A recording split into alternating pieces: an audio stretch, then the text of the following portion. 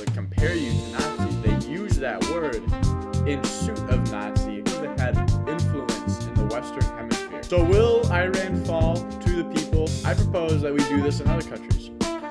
I just want to invade countries. I think we should be able to, and I think Venezuela should be a beacon of light.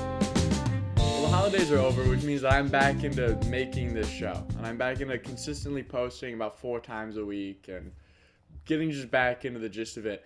And it's a good thing that I waited a little bit because I think I've learned a lot from this 2-week-ish break. In fact, I have been thinking about recent news so much that I've considered switching my entire political identity. So I'll get into what that means exactly and how I can explain it without sounding like some trans identifying weirdo who switches their gender just off of a GIF. And what I'm really getting into is over the past 2 weeks, there's been 3-ish things that have been really big on the news. Stuff that everyone is talking about. And the one that I really want to focus on right now is Venezuela. And more importantly, how I think the world should be perceiving this. And most importantly, how I think conservatives should be perceiving this moment. How I perceived it and how I'm sort of drifting towards neoconservatism. Not even really sort of. I'm totally, absolutely identifying with neoconservatism as as my foreign policy. About 2 weeks ago, we captured Maduro. And you've already heard what happened, but I'm going to break it down again. In about 88 minutes, the U.S. government shut down the entire electrical grid in Venezuela, shut down all the communications within Venezuela, bombed Caracas, walked into Maduro's penthouse, took his wife, took him, and threw him on a chopper, which then landed him on a boat, which then landed him in New York in a prison cell. There are a lot of more niche and interesting things about just the process in which they captured Maduro, like the fact that China is investing so much of their military equipment into Venezuela. Most importantly, their electrical stuff, their communications, their this, their that, all that stuff that got shut down from some satellite, from some Space Force geek, which I think is funny because the Space Force was never actually really been used in any military operations. They were always made fun of. They're always the laughingstock of the Pentagon. And now they're maybe the most powerful side, the most powerful end of our military. They shut down an entire country's electricity and communications on a dime because they decided to. That's crazy. What's more crazy, though, is that they didn't just shut down Venezuelan technology, they shut down Chinese technology. Not just cheap Chinese technology either. I mean, China really wanted a piece of Venezuela. Venezuela has more proven oil than anywhere on earth. Any Middle Eastern country you can think of, Venezuela has more oil than them. Which has led lots to speculate that this is just about oil. And while they're not wrong, they're not wrong that it's targeted to oil, but they are heavily mistaken, right? The reason that they're not wrong is because all of the reasons why we in Venezuela can be tied back to oil. Or at least the oil that we get or that other countries don't get kind of ties into other reasons why we did it. But they are also very wrong because a large scale of this operation was mostly about China, was mostly about the Venezuelan people, and was, in my opinion, what should have been about a complete threat to the entire world. Let me just start off with China real quick. So we went in to Venezuela, and on a dime, we took their leader because they displeased us. A leader that funded, 70% of their oil into China? It's either 70 or 90, one of those two numbers, into China. By the way, like I said earlier, the most oil in the world, while also being in debt to American oil collectors, most notably ExxonMobil. Actually, when we talk about debt, we're talking about billions of dollars too. They owed billions of dollars of oil to America, yet they were still selling most of their oil to China. And that was because China was really close to Maduro. China and Venezuela had a mutual, we're both dictators, so let's work it out kind of policy.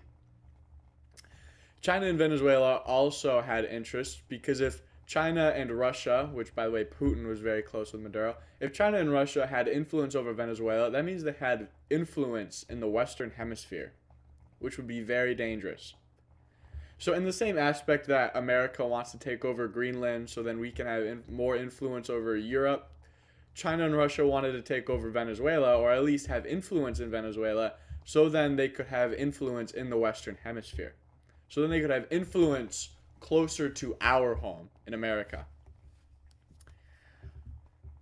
So if we cut off that tie, for one,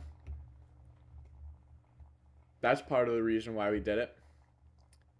We could also embarrass China by turning off all of their equipment without them even knowing.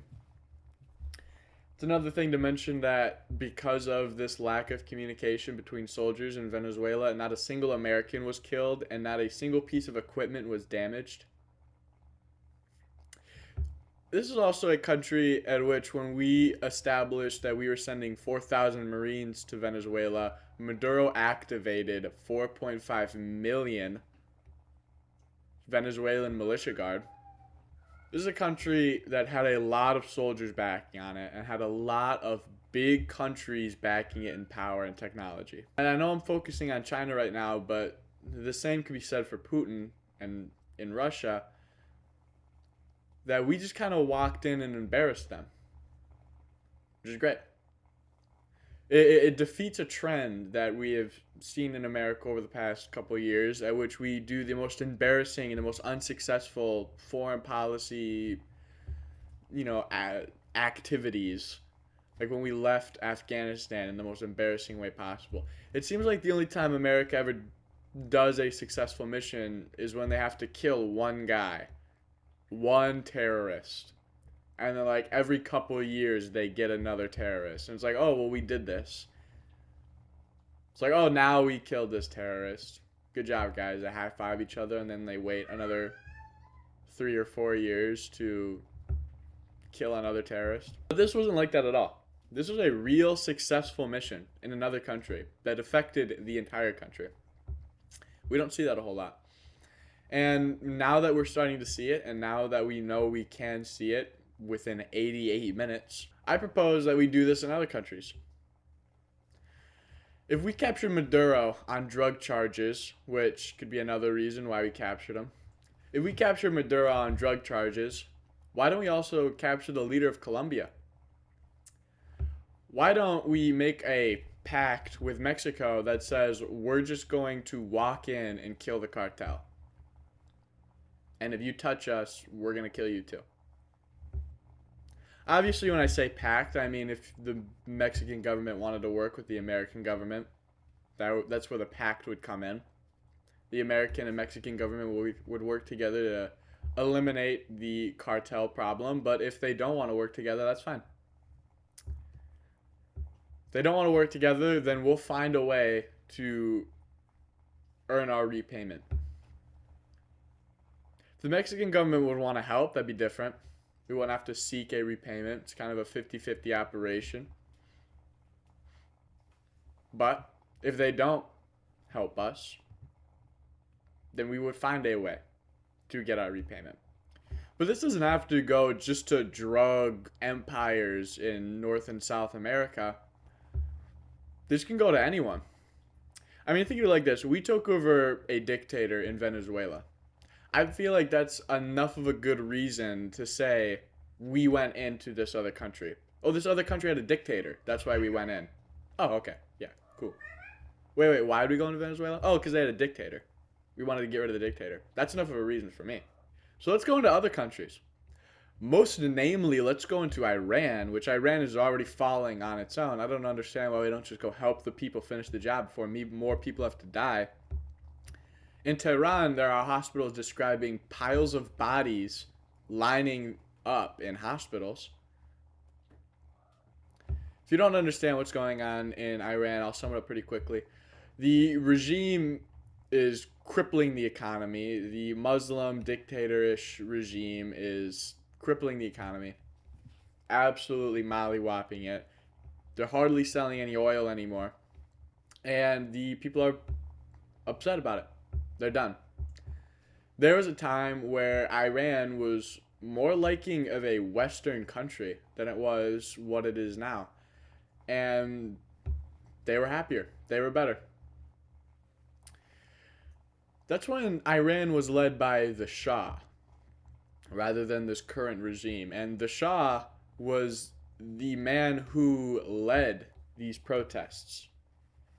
People are chanting his name in the streets right now. So will Iran fall to the people? Maybe.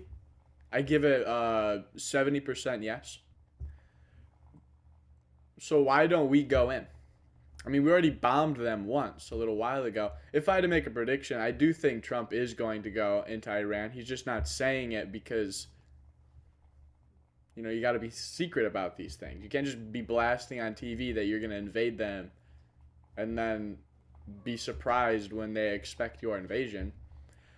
I'm pretty sure that Trump is planning some sort of regime change or assistance towards the protests in some way. But for me, that's not enough.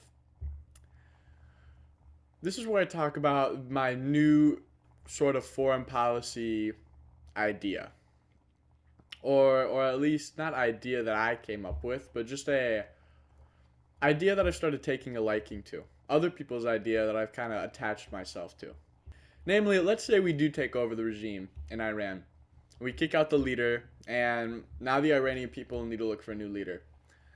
Why don't we give the Iranian people American-approved leaders that they can vote on?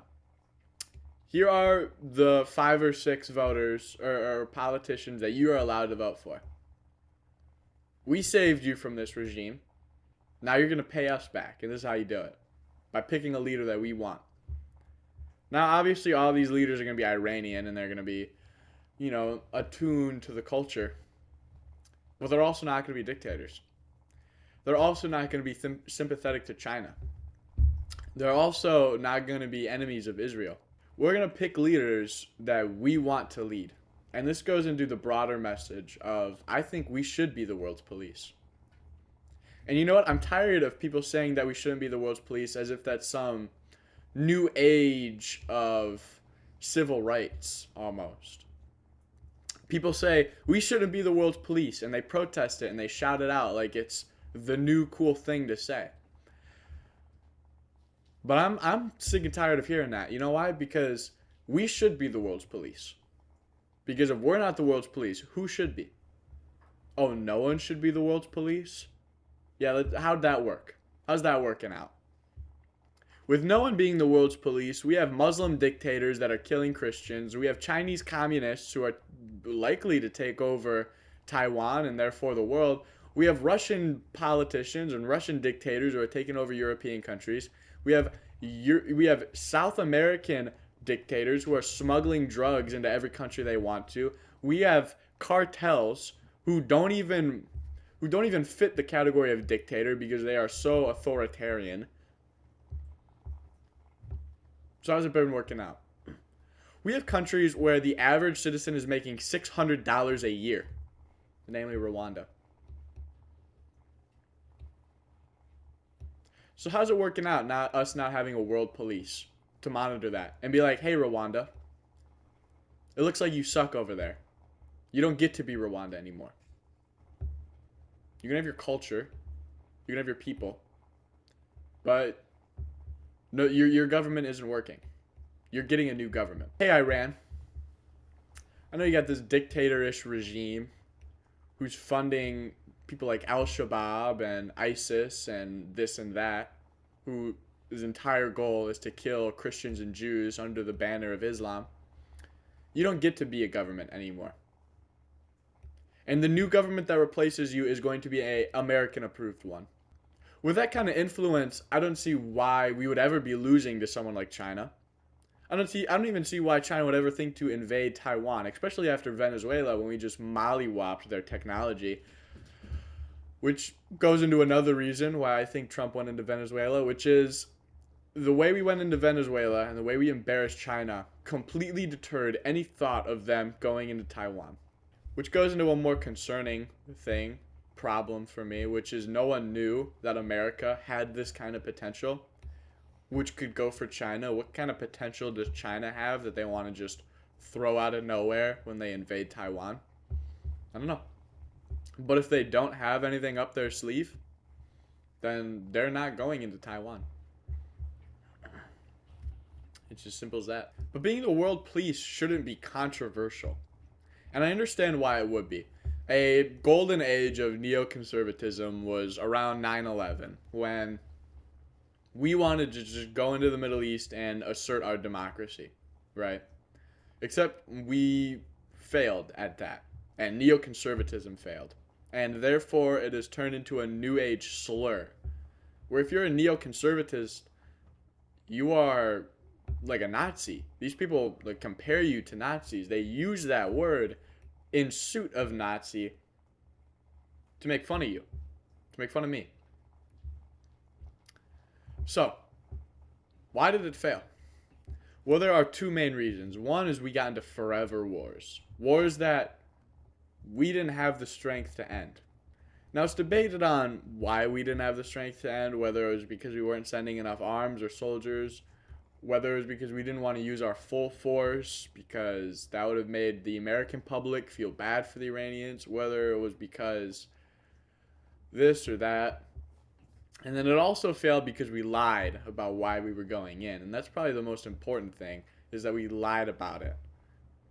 We said we were going in to spread democracy and collect nuclear weapons and get terrorists. And then we went in, we didn't do any of those things, and we took all the oil.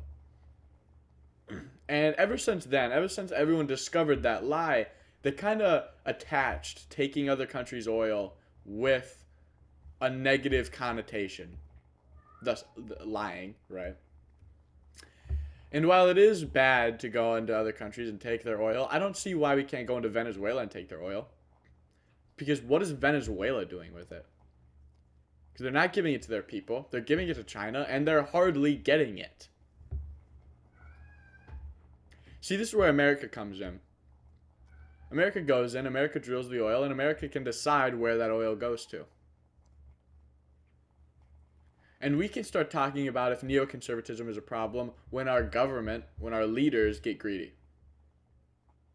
And they want to take all the oil for America and not give it to the people at which the country they took it from. That's when we can start talking about neoconservatism being a problem. Until then, I don't want to talk about whether America being the world police is a justifiable thing to think, because it is, and we should be. I want to one day have so much influence over the globe that we can kidnap someone like Putin, like we did Maduro, and not have to worry about China. Why don't we have regime change in North Korea? I mean, not now, obviously. Let the political climate kind of cool down. We'll let America kind of build up its strength. But I don't see why in the near future we aren't completely shifting the North Korean government into a democratic and capitalist society. Capitalist society, which, by the way, capitalism, and I will debate anyone on this, is the best form of government, is the most well-proven form of government. Mixed market economies are the most powerful economies. Obviously, you're going to need some socialism aspects to your capitalist country, but overall, a country that is so capitalist that it can't be described as socialist, and a country that has just enough socialism to where you have to point it out, is the perfect economy. That's what we have in America. And America is the best country in the world. Overall, though, I look at stuff like Venezuela, Stuff that completely changed my perception of what we should be doing around the world. I think to myself, there are a lot of countries that need that kind of spanking. Nigeria, Sudan, Rwanda, Uganda, Iran, China, Russia, North Korea, Colombia, Mexico. There are a lot of countries, other than what I just named, that need American influence. A lot of countries where if we just walked in and took them over, took all their resources and decided how to manage it for the people of that country. And for us, obviously. We got to get our payment in. We turn their dictatorship or their Islamic nationship into a capitalist democracy. And we turn their economy into a real, hammer of an economy. We get a country start mining, start drilling, start producing. When we leave that country, it'll be better than the way we found it. And that's my policy. We should invade countries and leave them better than we found them. I don't mean invade like boots on the ground. I mean like what we did in Venezuela, where no Americans got hurt. We just captured their leader. Why is it that when we did what we did in Venezuela, we just let the regime continue? Why did we do that?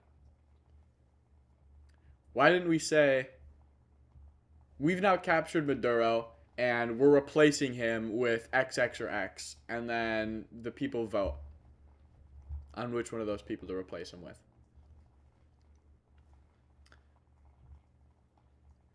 I don't know.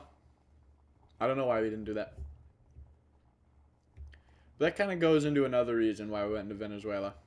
Another reason people like to argue, and that's for regime change. And that obviously isn't the case because the replacement for Maduro was his vice president. And remember earlier when I was talking about how a lot of people are confusing this for oil? I think people are also underestimating the other natural resources Venezuela has. Venezuela has a lot of gold. Venezuela has a lot of gold. And China wants gold for BRICS. China and Russia have been so close with Venezuela because they want Venezuela to join BRICS. If they can get a North or South American country to join BRICS, imagine the influence that they would have on our region of the world. If you don't know what BRICS is Brazil, Russia, China, India. Is it India? I think so. And South Africa? Saudi Arabia? One of the two. It is an agreement between those countries that they want to replace the American dollar as the world standard with a gold-backed currency. Right now, the US dollar is backed by oil, which means that for every dollar you have, there's a proportion of oil that it's worth. And this group of nations don't like that trade-off. They want a new sort of currency that would be rounded up by China, in which gold is the backing. So therefore, the more gold a country has, the more money they would have. The more their dollar would be worth in their country.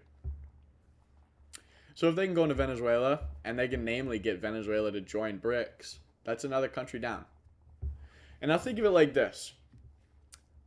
Let's say there is as much gold in Fort Knox as the government tells us. But the US dollar or anything in the US isn't backed by that gold. Like there isn't a dollar backed by gold. It's just we have a lot of gold and it's worth a lot of money. Right? In America, the dollar is backed by oil. That's how it is, not gold. What would happen in a hypothetical sense if China took over America?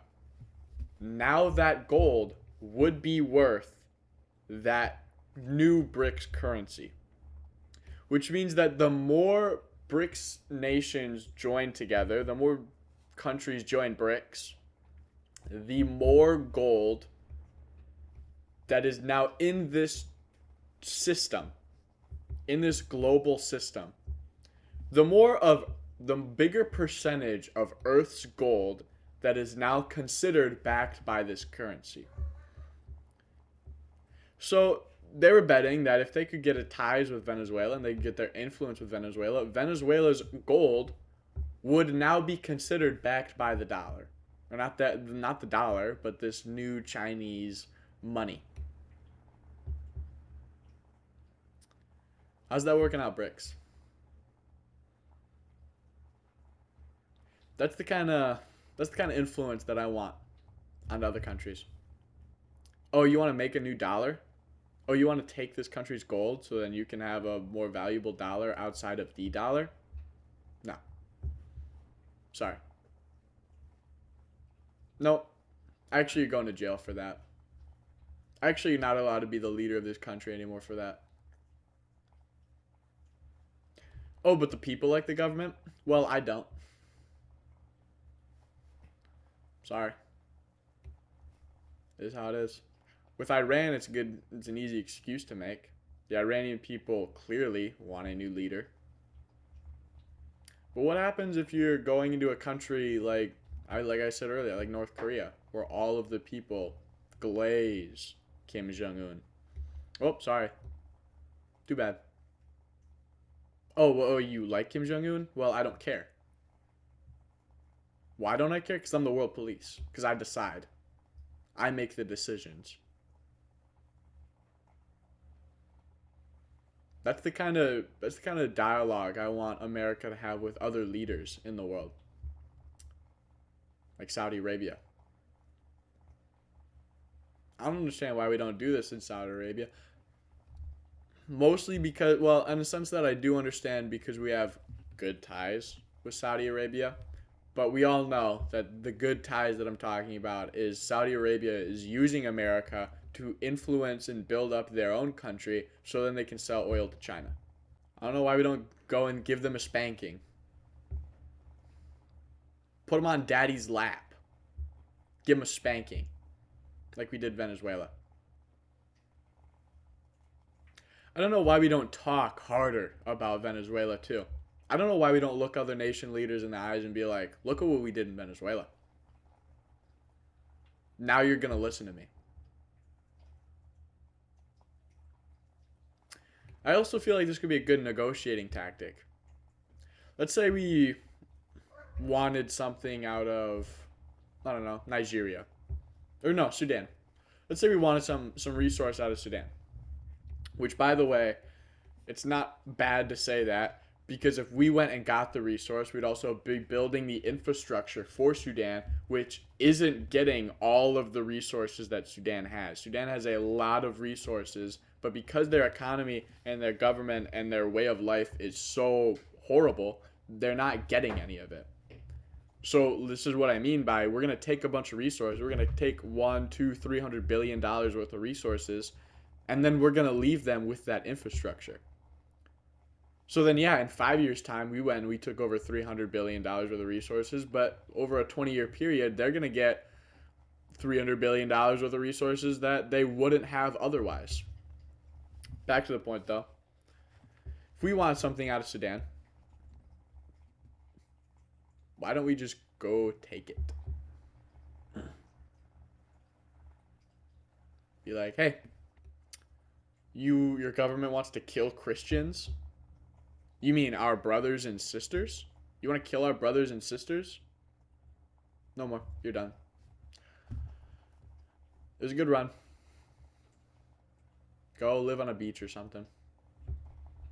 You're done being in politics. We'll take it over from here. Hey, you guys did a good job. We'll take it over from here. And we just take over their government. You really think the Sudanese government is worth saving anyways? You really want to tell me that it would be immoral If the American government had complete control over Sudan, almost like a 51st state for the course of 2 or 3 years, direct influence from our government, you really think that would be immoral? You really think their current government is better than ours? Oh, but we don't want to influence them and put our culture on them, and what's good for Sudan might not be good for America. I don't care. You really think Sudanese culture is better than American culture? Get out of here. You're wrong. Okay, their culture is killing Christians for sport. That's the Sudanese culture. You really want to tell me that Sudanese culture is worth saving? Sudanese government is worth saving? No. Now, obviously, we can leave the culture in place. The good parts of it, at least. The parts that are American approved. But you really want to tell me that the Sudanese government is more equipped for Sudan than America? They've been in a civil war since the beginning of time. Yeah, no. Sudan and Nigeria and Rwanda, Uganda, Congo, Mauritania, Tanzania, Somalia. Oh, by talking about Somalia, whoa. All these countries I just named, though, I wouldn't see why shouldn't be under the direct control of the American government. If you can't play nice, then you're in timeout. We'll give you a new government when we're ready. Speaking of Somalia, though, I don't understand why Somalia isn't an American territory right now. With the amount of money they smuggled out of us. With the amount of money they smuggled out of us. Why are we still talking about the Somaliland dispute? How about we just solve that by making it America? Instead of debating on whether Somalia should be split and Somaliland half of the country and Somalia the other, what if it's just 100% America? Just a territory like Puerto Rico. I mean, like a we're taking over your government and we're not giving it back. Why? Because your government took our money. And your government's obviously failing if half the country wants to split. And has wanted to split forever. Oh, well, we want to be Somalia and we want to be Somaliland. How about you're America? And you can follow our laws and you can do what we tell you. And you'll be better off because we can build infrastructure and we can do this and we can do that your original government couldn't. So the people will be happier. I mean, you're telling me that we can't be the world police and make people happy? I don't know what to tell you. Just brainwashed. But that's the end of my gist. I just want to invade countries. I think we should be able to, and I think Venezuela should be a beacon of light on what our future should look like. So with that being said, have a good day. God bless.